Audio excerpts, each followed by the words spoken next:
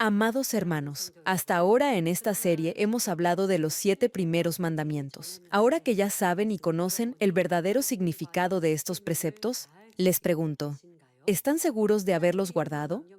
¿Pueden decir con total confianza que no toman el nombre de Dios en vano y que están guardando santo todo el día del Señor? Si no conoce el significado espiritual de estas ordenanzas, podría pensar que en realidad las está cumpliendo, cuando en realidad no lo estará haciendo. Hoy vamos a tratar del octavo mandamiento, no robarás. Este mandato también tiene un sentido espiritual mucho más profundo de lo que normalmente se entiende. Hermanos, el mandamiento de no robarás tiene principalmente dos significados. En primer lugar, es el robo en su sentido físico y literal, es decir, apropiarse o tomar los bienes de otra persona sin su permiso. Aún los no creyentes saben que robar es algo malo y pecaminoso. Si alguien fuera acusado injustamente de ladrón, seguramente se sentiría ofendido e indignado. Sin embargo, en la práctica, muchos roban sin ni siquiera darse cuenta, porque no consideran ciertas acciones como robo o hurto. Y al cometer esas faltas, como no las perciben como tales, no reconocen su error y sin saberlo, se convierten en ladrones para Dios. Por ejemplo, tomar prestadas las pertenencias de alguien sin pedir permiso. Hay quienes piensan que no hay problema en eso, porque lo que toman prestado le pertenece a un amigo cercano, o porque el objeto no tiene mucho valor. No sienten remordimiento alguno, pero eso también es robar. Otras veces alguien toma prestado y usa algo que no le pertenece porque lo necesitaba y luego no lo devuelve, cuando lo correcto sería regresarlo de inmediato. Incluso dentro del hogar ocurren estas cosas y muchos ni siquiera lo consideran un problema.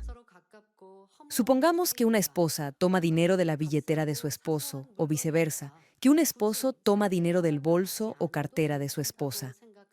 Le pregunto, ¿consideraría esto algo sin importancia? Aunque solo se trate de una pequeña cantidad, e incluso que la haya tomado en un momento de apuro, después de usarla debería pedirle disculpas a su cónyuge por haberlo hecho sin su permiso y explicarle para qué usó esa suma.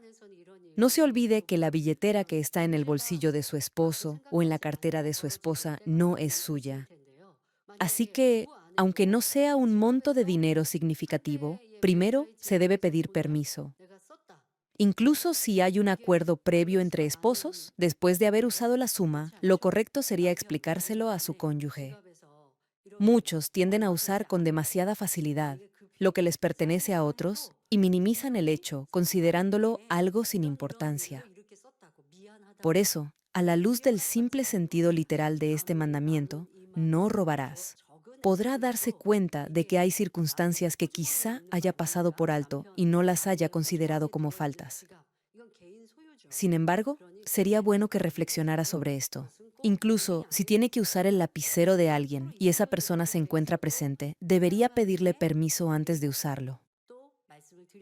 Ahora, si la persona no está, quizá tome el lapicero y lo use sin el menor reparo ni cargo de conciencia, e incluso pueda que ni lo devuelva. A veces uno toma y usa cosas que le pertenecen a otros y se las lleva sin darse cuenta. A mí me pasa, cuando firmo documentos, a veces sin querer me llevo el lapicero que acabo de usar. Y es que, en forma mecánica, lo guardo en el bolsillo y después me doy cuenta de que tengo otro lapicero más en el bolsillo. Claro, en esos casos lo regreso. No obstante, si esto no se corrige, puede volverse un hábito. Un muy mal hábito del cual deberá despojarse porque estará usando repetidamente lo que le pertenece a otra persona sin pedírselo y sin permiso. Si usa lo que es de otra persona y no lo devuelve, entonces la conclusión es simple. Ha tomado lo que no es suyo, y eso es robar para Dios y para el hombre. Este tipo de comportamiento no solo causa pérdida material, sino que también muestra falta de respeto. No importa lo insignificante que sea el objeto o lo cercana que sea su relación con la persona dueña del objeto, usar algo sin el permiso del dueño es considerado robo para Dios. Por otro lado, hay quienes hacen lo correcto. Si necesitan algo, lo piden prestado. Sin embargo, hay ocasiones en las que alguien pide prestado algo y nunca lo retorna porque lo ha usado hasta acabarlo. O incluso si lo hace, lo regresa gastado o deteriorado y de esa manera perjudica al dueño. Aun cuando no haya robado algo, ni lo haya tomado a la fuerza, apropiarse injustamente de lo que no le pertenece también es un robo. Pensemos en esto. ¿Alguien de buen corazón sentiría remordimiento si recibiera soborno abusando de su poder o posición, o si cobrara sobreprecio en su negocio para aprovecharse de los clientes? Aunque técnicamente no ha robado un objeto, se ha apropiado de algo a lo que no tiene derecho legítimo. Eso también es robar. Claro, esta perspectiva es muy distinta de la visión del mundo. En el mundo de hoy hay quienes se alegran cuando engañan o cobran de más a otros y ni siquiera lo consideran como algo malo. Y es porque no conocen la verdad. Hermanos, engañar y perjudicar a otros para beneficio propio es pecado. Ahora, para llegar a ser la novia sin tacha del Señor, deberá examinar su vida a la luz de esta verdad y esforzarse por ser intachable, despojándose de todo acto indebido. Quizá alguien piense que es exagerado vivir de esa manera. En realidad, no lo es. Incluso dentro de una familia, se debe respetar las pertenencias que no son de uso común. Si usa algo que le pertenece a otra persona, deberá pedir permiso. Ahora, si lo ha hecho de improviso y de manera urgente, debería decírselo después.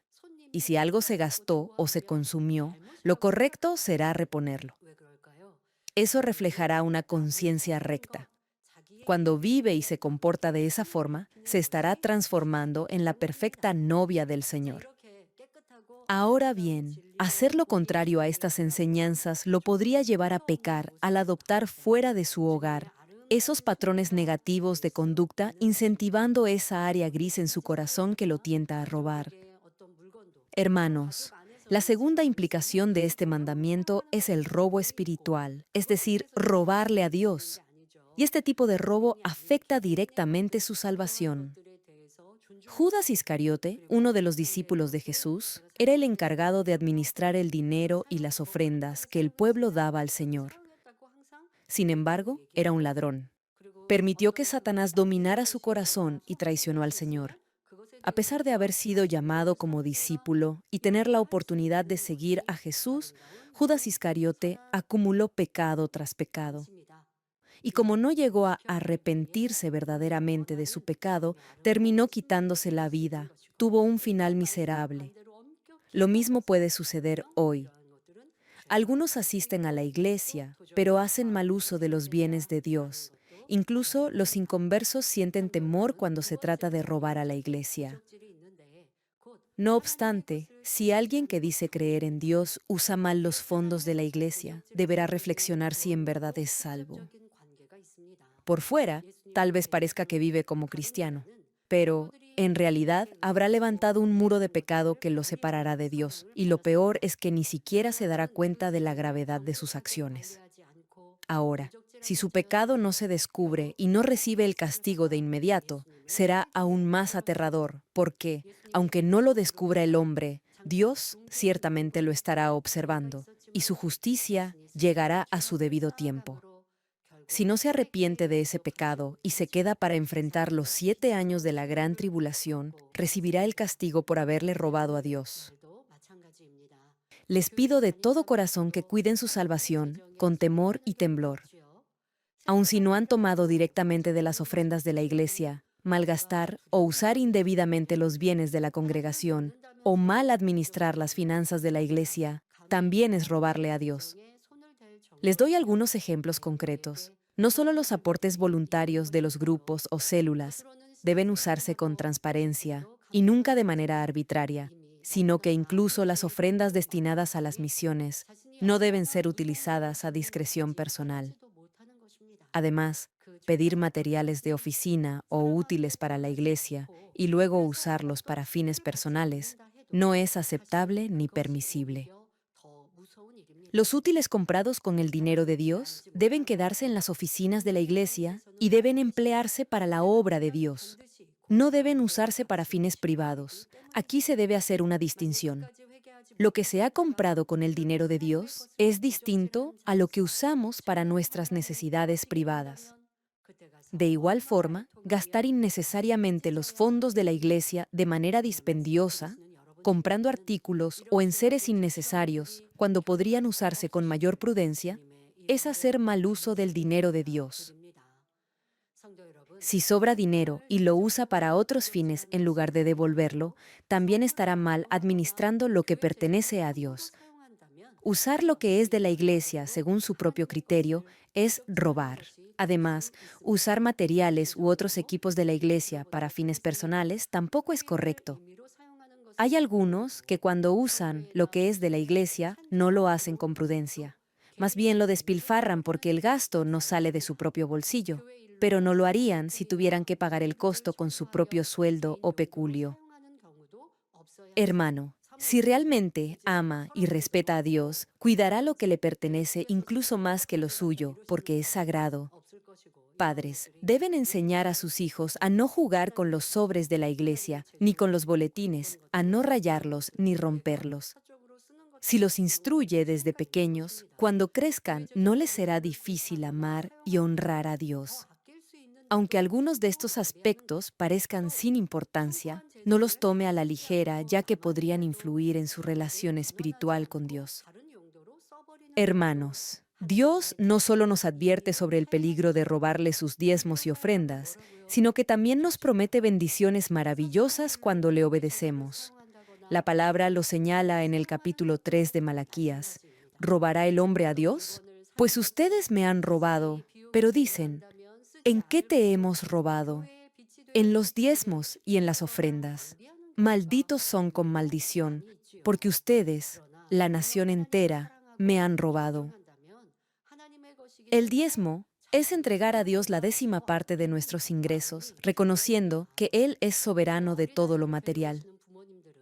Es la evidencia de nuestra fe en Dios, quien gobierna nuestra vida. No dar el diezmo y atreverse a decir que cree en Dios es lo mismo que robarle.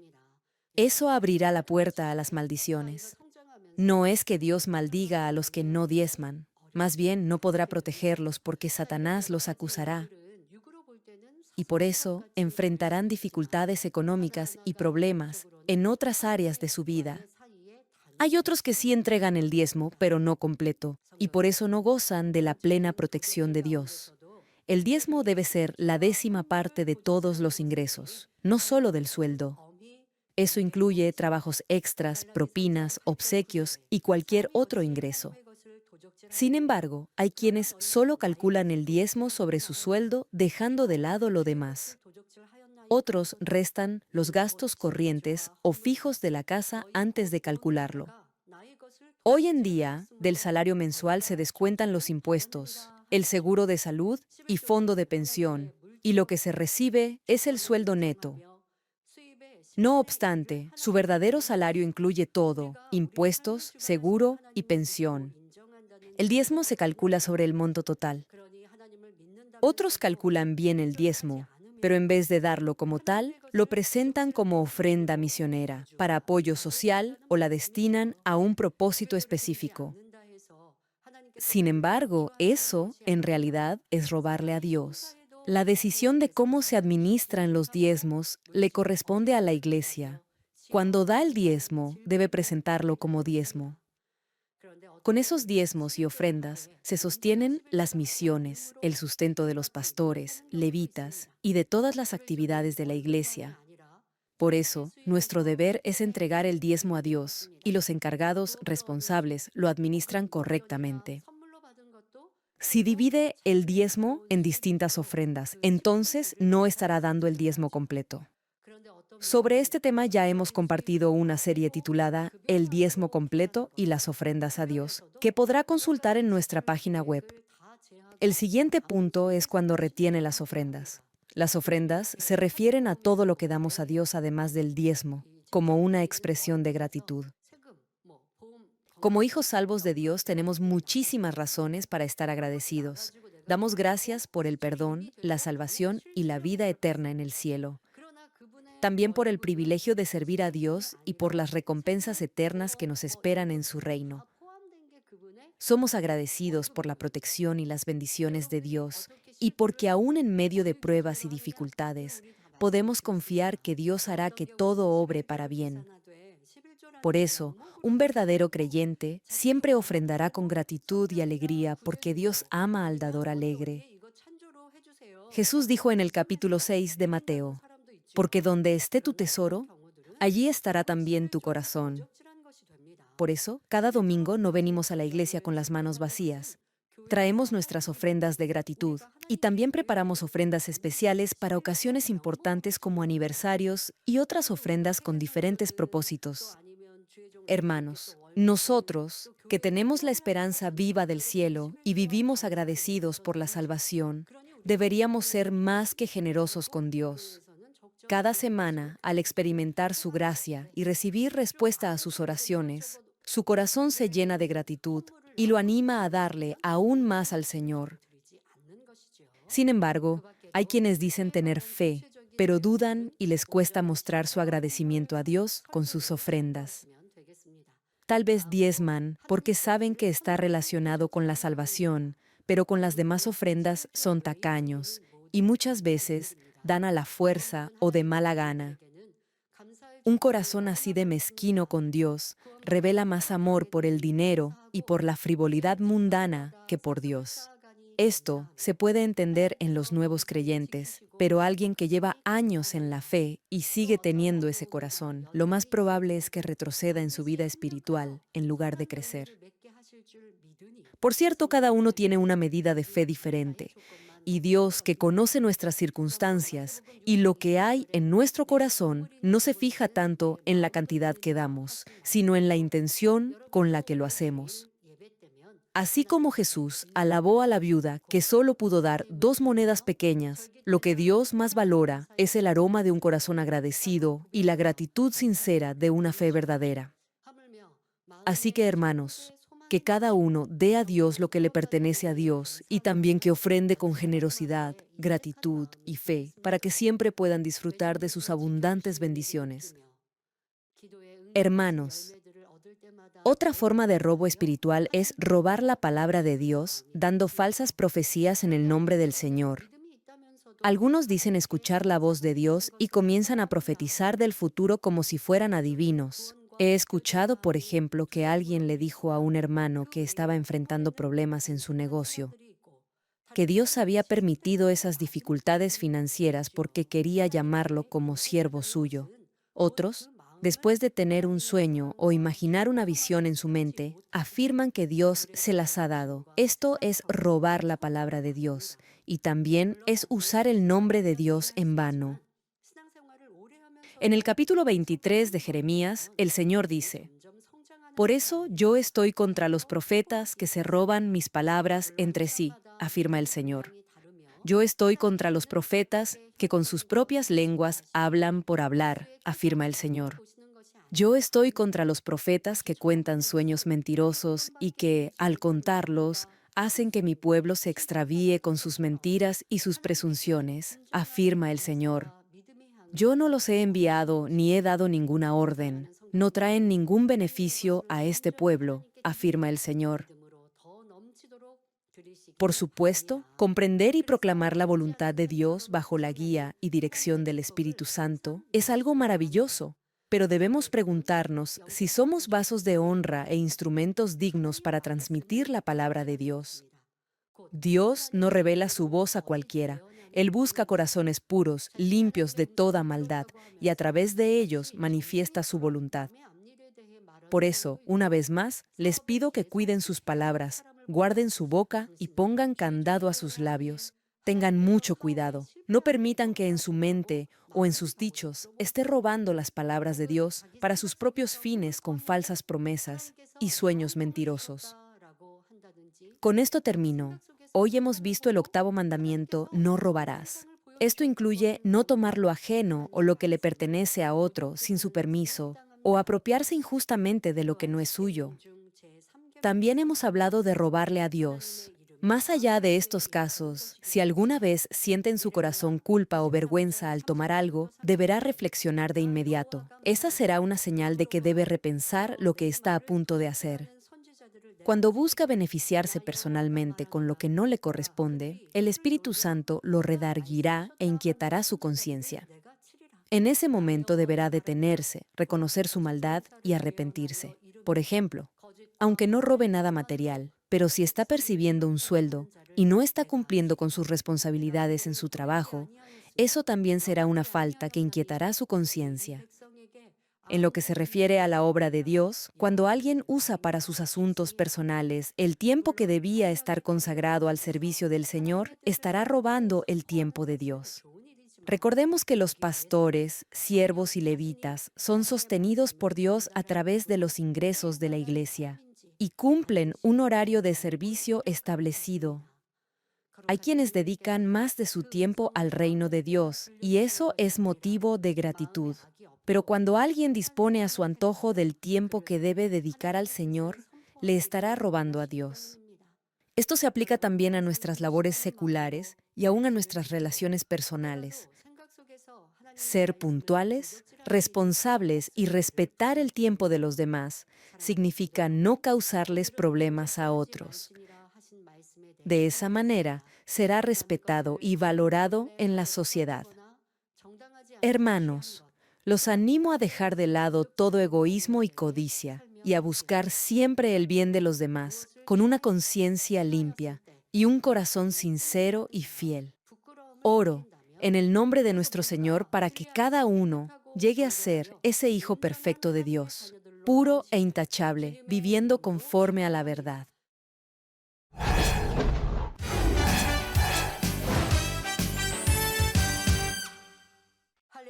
Aleluya, Dios Todopoderoso de amor, pon tu mano sobre todos los que están recibiendo por fe esta oración a través de enlace. Manifiesta tu obrar que trasciende el tiempo y el espacio en todos tus hijos alrededor del mundo. Dale la fe para que puedan creer y aleja todo pensamiento negativo y toda duda. Quita de ellos toda carga y aflicción. Quema con el fuego del Espíritu Santo todo dolor y limpia todo órgano interno, nervio y célula. Ordeno en el nombre de Jesucristo al diablo y a Satanás, a toda enfermedad, virus y bacteria, fuera. Sana toda enfermedad incurable, endémica, incluida la malaria. Que toda enfermedad contagiosa, resfriado, tos, fiebre y gripe desaparezcan. Protégelos de toda clase de virus e infecciones. Límpialos de todo tipo de cáncer. Cáncer al estómago, al pulmón, al hígado, cáncer de mama, cáncer al útero, a la próstata, al colon y cáncer de piel. Sana toda otra enfermedad, como el SIDA, leucemia, tiroides, ginecopatía, apoplejía cerebral, presión arterial alta y baja, diabetes, enfermedades cardiovasculares, afecciones de la piel y toda infección. Líbralos de todo tipo de discapacidad motriz, poliomielitis, derrame cerebral, artritis y lumbago. Que toda clase de dolor a la espalda, migraña y neuralgia desaparezcan.